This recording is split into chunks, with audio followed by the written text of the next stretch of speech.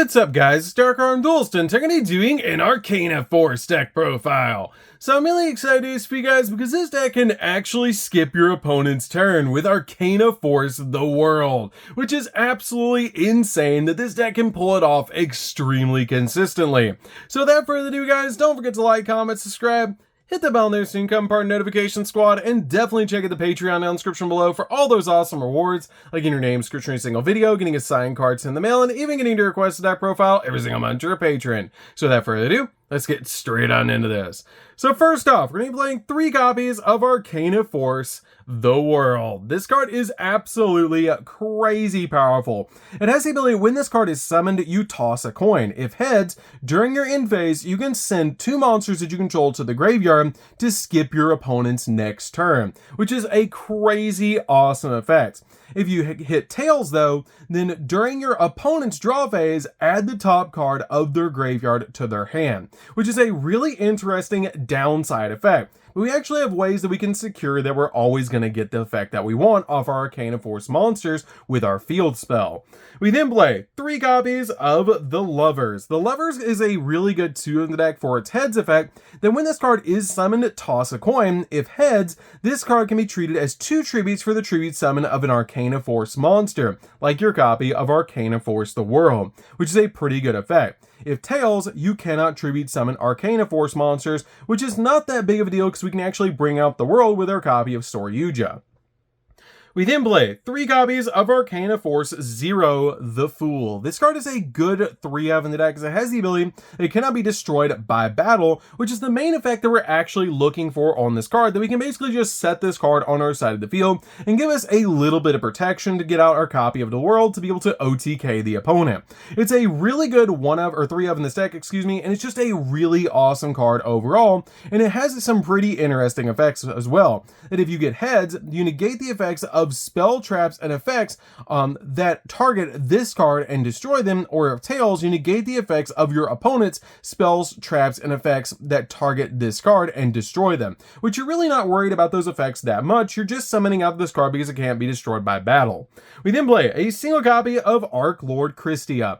Archlord Christia is really good to make sure that your opponent cannot special summon, and is a really awesome card in the deck. If you have exactly 4 fairy type monsters in your graveyard, then you can special summon this card from your hand, and if summoned this way, you can target a fairy monster in your graveyard and add that target to your hand. Neither player can special summon monsters, and if this face-up card would be sent from the field to the graveyard, you place it on top of your deck instead. This card is really good in this deck because it's actually searchable in this particular build, and it's super easy to put on your side of the field with cards like Yugioh Skull Dread. We then play 2 copies of Guardian of Order. Guardian of Order is just a really good 2-of in this particular deck, so you can special summon this card to your side of the field extremely easily. It's a really awesome card in this deck because it has the ability that if you control 2 or more light monsters, you can special summon this card from your hand, but you can only control 1 of this card, which is why I'm playing 2 in this particular deck, so I don't see it too much.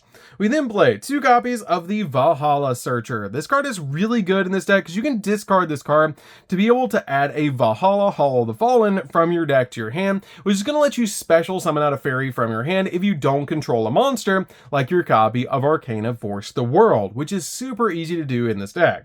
We then play 3 copies of Victoria, Angel of Bravery.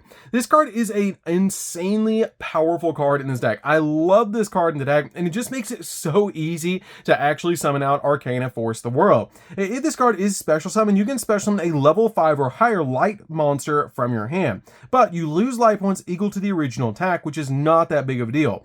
Also, its attack becomes doubled until the end of this turn, boosting your copy of Arcana Force the World to 6,200.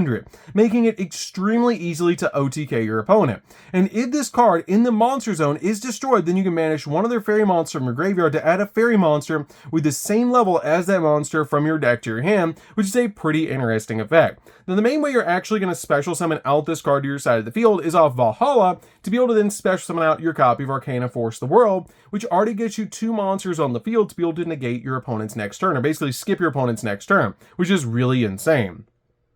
We then play 3 copies of the Angel of Creation, Venus. This card is the main way we're actually going to summon out Yugioh Skull Dread, because you can pay 500 life points to be able to summon out a Shine Ball from your hand or deck. And that is not a once per turn effect, so you can actually summon out all 3 of these shine balls from your deck. Now that's actually really cool about this particular build, because you can then make a copy of Link Spider with one of them, a copy of Mdook with the other one, and that gives you 4 different names between Link Spider, Mdook, a shine ball, and your copy of your Agent of Creation to be able to make your copy of Yugioh Skull Dread with 4 different names to be able to draw 4 and put back 3. And also have the ability to special summon a monster from your hand, which is insanely powerful for this deck. We then also play a single copy of the Star Destroying Kaiju. We do play a Small World package in the deck, and this is the card that I actually reveal in the deck to be able to search out our copy of Arcana Force the World directly from our deck to our hand, which is super good in this particular build. This card is really good as a one-of in this deck. So that's it for the monsters, guys. Let's get into the spells.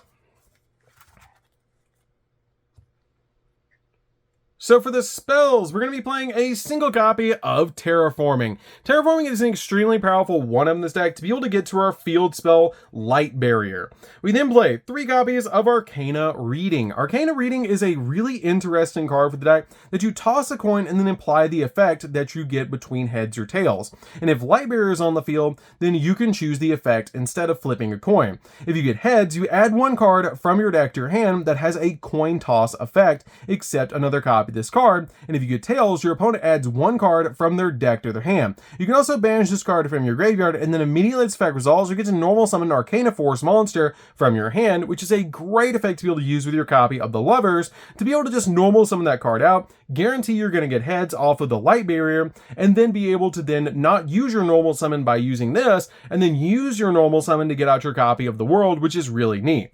We then play 3 copies of Small World. Small World is really good in this deck to be able to use to search out your copy of the World, and it's super easy to do by just revealing basically any fairy that's not level 8 in this particular deck, and then revealing in your deck the copy of the Star Destroying Kaiju, then grabbing your copy of the World directly from your deck to your hand. You can also use that effect to be able to grab the cards that you need from your deck off of different Small World bridges, but that's the main one that I use in this particular deck.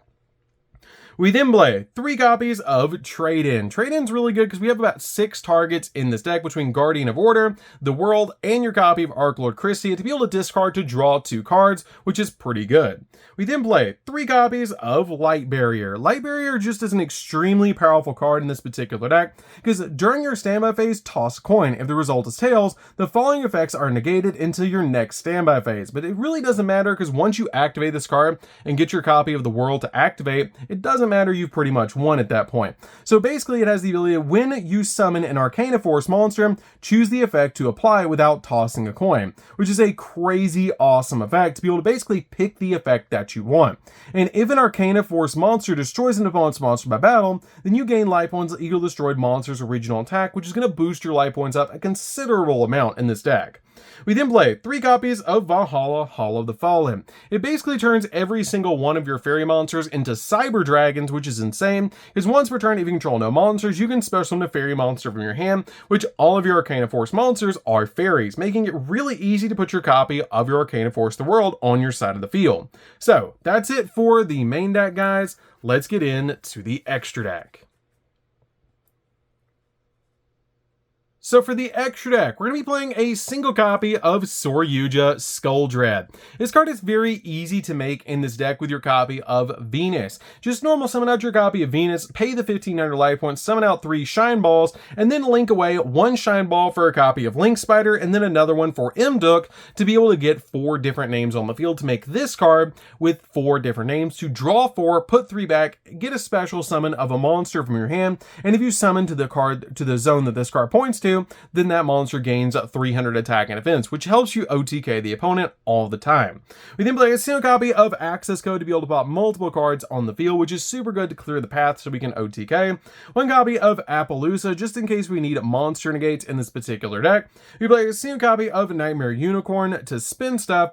1 copy of the Light Charmer. Light Charmer is really good because we pretty much only play light in this deck, so this card comes in extremely handy. 1 copy of Nightmare Phoenix to pop spells and traps. 1 copy of Nightmare Cerberus to pop monsters. one copy of Hippo Shinnigan. Hippo Shinnigan's great as a 1M deck because it makes all of your light monsters go up by 500 attack and defense, which just helps you OTK the opponent. One copy of IP Masquerena. IP Masquerena is really good to be able to make Unicorn during the opponent's turn to spin stuff. One copy of Link Spider to be able to use with the Shine Balls. One copy of Imduk to also use with the copy of the Shine Balls, which is really good in this deck to be able to basically link them away, summon out Link Spider and then Imduk, and then basically use the last Shine Ball plus Venus to make Sor Yugioh, and then basically get exactly what you need. We then play a second copy of number 97. Number 97 is great in this particular deck because it helps you summon out a 9,000 attack point monster in the form of number 100. This card is insane because it gains the attack points of every rank of a monster on the field, which with this card in number 97 on the field, it makes it super easy to put this card at 9,000 attack points to OTK the opponent. We then play a single copy of number 38 because you have to play 2 number dragons to be able to activate the effect of number 97. So you always summon out number 100 and attach 38 to it.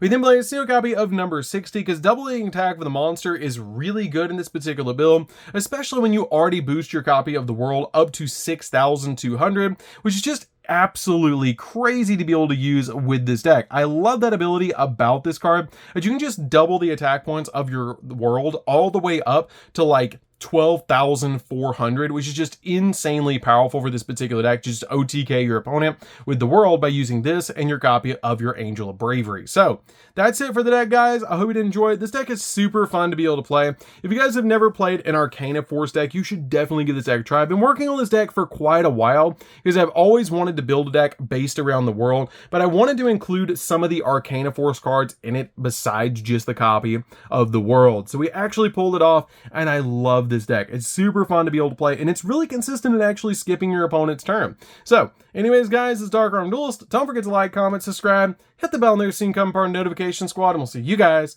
in the next video. See you later, guys.